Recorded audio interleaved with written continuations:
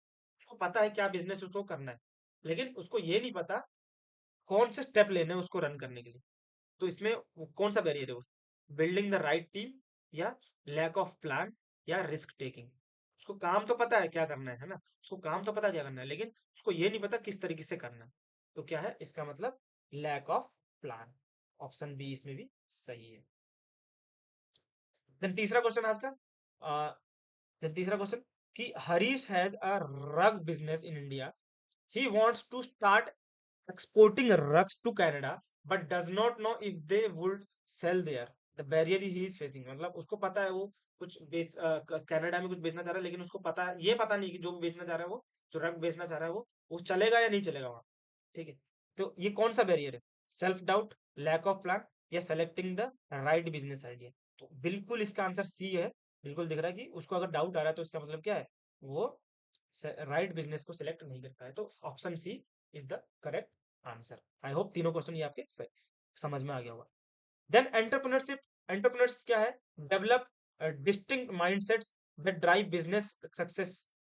अब एक बिट्टी, ठीक है, अब बिट्टी करके एक लड़की है, उसकी स्टोरी को हम यहाँ पे देखेंगे। तो यहाँ पे सब लोग, आप लोग ध्यान से सुनिएगा, जो बिट्टी की जो स्टोरी है वहां पे ध्यान से सुनिएगा। तो क्या है, बिट्टी एक लड़की है जो बरेली उत्तर प्रदेश की रहने वाली है। वो वहां पे एक शादी में जाती है, एक वेडिंग सेरेमनी में जाती है।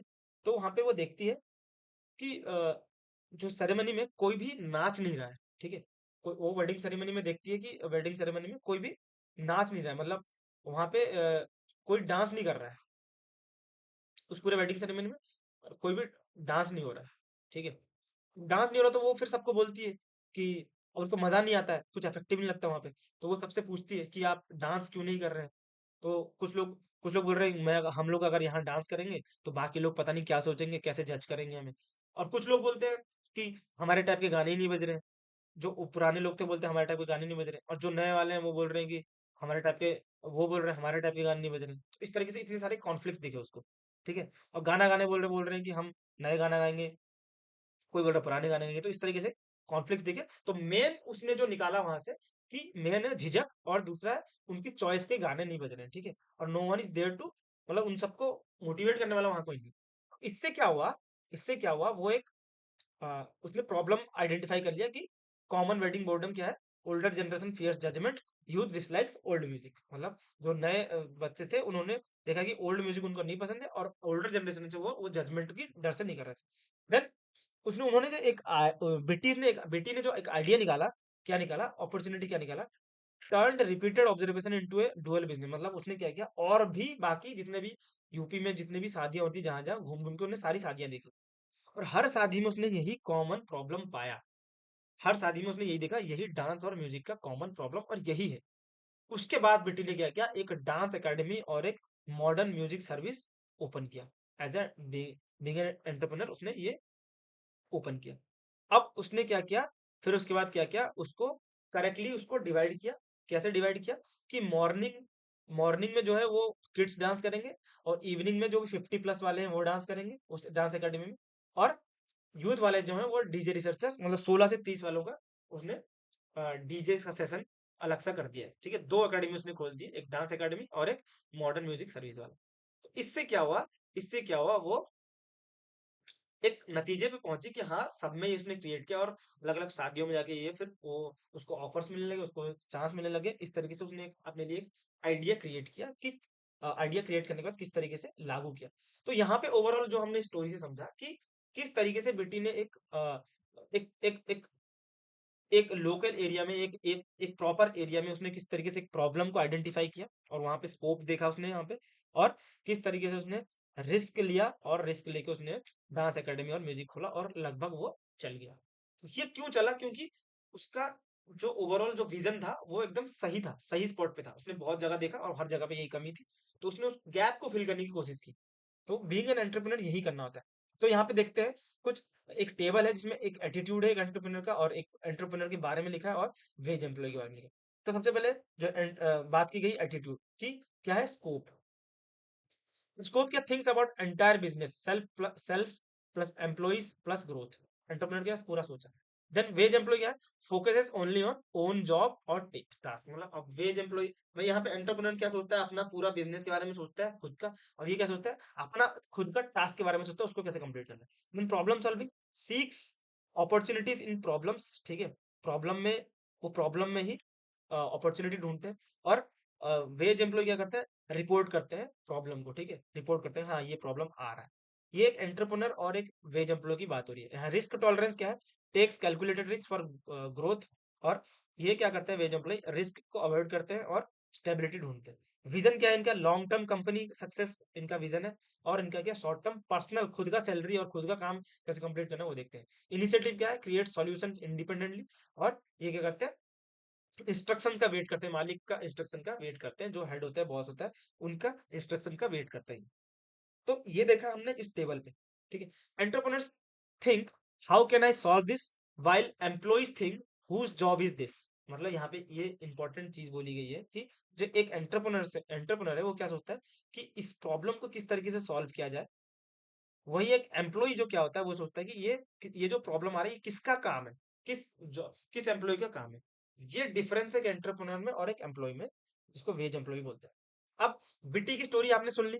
बिट्टी की स्टोरी सुनने के बाद क्या है, attitudes that make a successful entrepreneur are given in figure. अब वो उसको एक सक्सेसफुल एंटरप्रेन्योर कैसे, बेटी कैसे एक सक्सेसफुल एंटरप्रेन्योर बनी, उसका एटीट्यूड में क्या चेंजेस आए, वो हम इस फ्लो चार्ट में देखेंगे। तो सबसे पहले, what it takes to become an entrepreneur. एक एंटरप्रेन्योर बनने के लिए आपको क्या क्या चाहिए, ठीक है। सबसे पहले decisiveness, ability to make quick and profitable decisions. मतलब आपके अंदर वो एबिलिटी होनी चाहिए कि जल्दी और प्रॉफिटेबल डिसीजन किस तरीके से लें। दूसरा, organisational skills, ability to make the optimum use of time energy and resources to achieve and desired goals. मतलब क्या बोला है कि आपके पास एक ऑर्गेनाइजेशनल स्किल होना चाहिए, किस तरीके से एक प्रॉब्लम को आपने आइडेंटिफाई किया और वहां पे किस तरीके से टाइमली आपने अपना एनर्जी और रिसोर्सेज लगा के एक डिजायर्ड गोल को किस तरीके से अचीव किया। Then perseverance, ability to continue. मतलब परसिवरेंस मतलब आपको प्रॉब्लम आ गया और आपने छोड़ दिया, ऐसा नहीं, कि आपको उसमें कंटिन्यू इन्वॉल्व रहना है, कोई काम करने के लिए कंटिन्यू उसमें इन्वॉल्व रहना है, चाहे उसमें कितनी सारी प्रॉब्लम्स आए तब भी आपको कंटिन्यू सॉल्विंग सॉल्विंग सॉल्विंग करते रहना, उसमें रहना है। Then interpersonal skills, ability to work with others. आपके पास दूसरों के साथ काम करने का आना चाहिए, आपका बात करने का तरीका, आपका बोलने का तरीका, आपको दूसरों को सुनने का तरीका, ये सब कुछ आना चाहिए। देन और सबसे इंपॉर्टेंट चीज है taking initiative, ability to take charge and act in a situation before others, ठीक है। मतलब आपको एक पर्टिकुलर सिचुएशन में किस तरीके से आपको रिएक्ट करना है, किस तरीके से इनिशिएटिव लेना है, क्या एक्शन लेना है, ये आपको आना चाहिए। इसी तरीके से बेटी जो उसने लिया, यही सारी चीजें उसके अंदर, ये सारी एटीट्यूड्स उसके अंदर थी, तभी वो एक सक्सेसफुल एंटरप्रेन्योर बनी। वही एक एंटरप्रेन्योर के अंदर क्या क्या कॉम्पिटेंसीज होनी चाहिए, जो हमने वहां पे एक फ्लो चार्ट में डिस्कस किया, यही सारी चीजें यहाँ पे एक टेबल के माध्यम से दे दिया गया है। आप लोग इसको पॉज करके देख सकते हैं क्या क्या चीजें इसके अंदर है। मतलब डिसाइसिवनेस के अंदर क्या रहेगा, इनिशिएटिव के अंदर क्या रहेगा, इंटरपर्सनल स्किल्स के अंदर क्या रहेगा, परसिवरेंस के अंदर क्या रहेगा, और ऑर्गेनाइजेशनल स्किल के अंदर। तो ओवरऑल अगर मैं बोलूँ तो ये क्या है, decisiveness, initiative, interpersonal skills, perseverance और ऑर्गेनाइजेशनल स्किल्स। ये पांच चीजें ऐसी हैं जो एक एंटरप्रेन्योर के अंदर, एक सक्सेसफुल एंटरप्रेन्योर बनने के लिए उनके अंदर ये पांच एटीट्यूड और कॉम्पिटेंसीज इनके अंदर होने चाहिए हर किसी के अंदर। देन ये क्या है, डिसिसिवनेस के अंदर क्या है, नो योर सेल्फ, मतलब आपको आपको खुद को जानना चाहिए। आइडेंटिफाई अपॉर्चुनिटीज, अपॉर्चुनिटी ढूंढना आना चाहिए। एनालाइज द अपॉर्चुनिटी, फिर उस अपॉर्चुनिटी को एनालाइज करना और उस प्रॉब्लम को किस तरीके से सॉल्व करना, ये होना चाहिए, ये आपके अंदर क्वालिटी होनी चाहिए। तो ओवरऑली क्या है, ये सारी चीजें इसके अंदर दी गई हैं, आप देख लेना, कोई ये ज्यादा हार्ड नहीं है। बस आपको ये सारे decisiveness, initiative, interpersonal skills, perseverance, organisational skill, ये आपको पता होना चाहिए। किसी भी सक्सेसफुल, कोई भी सक्सेसफुल एंटरप्रेन्योर बनने के लिए ये उस पर्टिकुलर एंटरप्रेन्योर के अंदर ये सारे एटीट्यूड्स और ये सारी कॉम्पिटेंसीज होनी चाहिए। तो इसी के साथ हमारा एंटरप्रेन्योरशिप स्किल्स वाला चैप्टर हमारा खत्म होता है इसी के साथ।